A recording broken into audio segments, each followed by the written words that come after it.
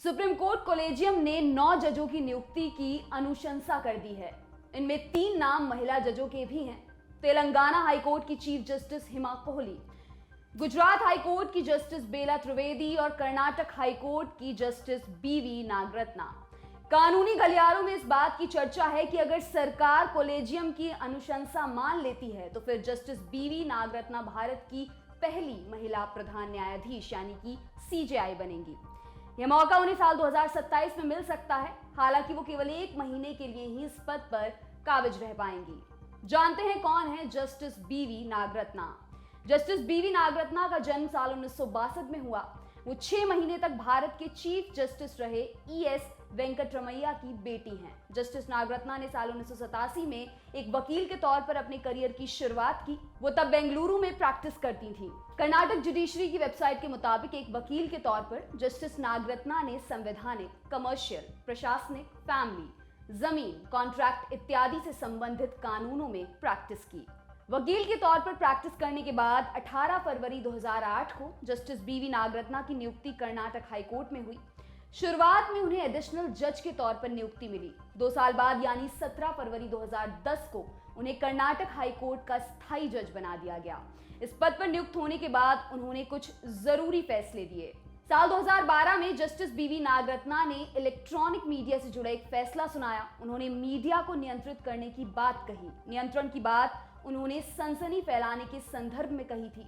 Bar and bench की report के मुताबिक जस्टिस नागरत्ना ने कहा, सूचना को सही तरीके से पेश करना किसी ब्रॉडकास्टिंग चैनल का जरूरी काम है, लेकिन ब्रेकिंग न्यूज और फ्लैश न्यूज के रूप में सनसनी फैलाने की कवायद पर रोक लगनी चाहिए।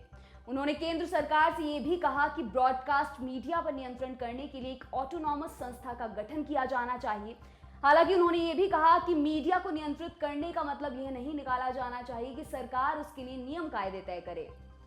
हिंदुस्तान टाइम्स की रिपोर्ट के मुताबिक जस्टिस बीवी नागरत्ना ने साल 2019 में कर्नाटक के मंदिरों में काम करने वालों को लेकर एक फैसला सुनाया था। फैसले में उन्होंने कहा था, कर्नाटक के मंदिर कोई व्यवसायिक संस्थान नहीं है। ऐसे में यहाँ काम करने वालों को ग्रेच्युटी पेमेंट एक्ट के तहत ग्रेच्युटी का भुगतान नहीं किया जा सकता है।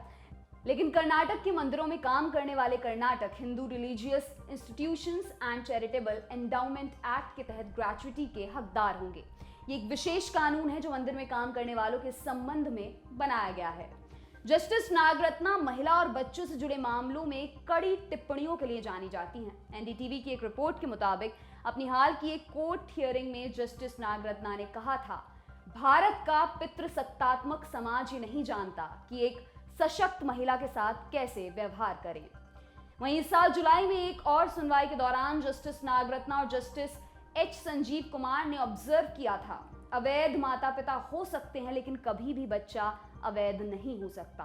साल 2009 की बात है। हाईकोर्ट के एक जज पर भ्रष्टाचार के आरोप लगे थे। कुछ वकील उनके खिलाफ प्रोटेस्ट कर रहे थे।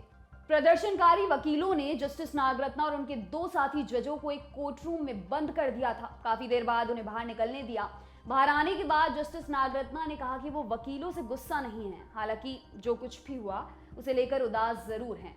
उन्होंने उस पूरे घटनाक्रम को शर्मसार करने वाला बताया था। आपके लिए तमाम जानकारी लाए हैं हमारे साथी मुरारी। मेरा नाम है दिव्यांशी। देखते रहिए दी लल्लन टॉप। शुक्रिया।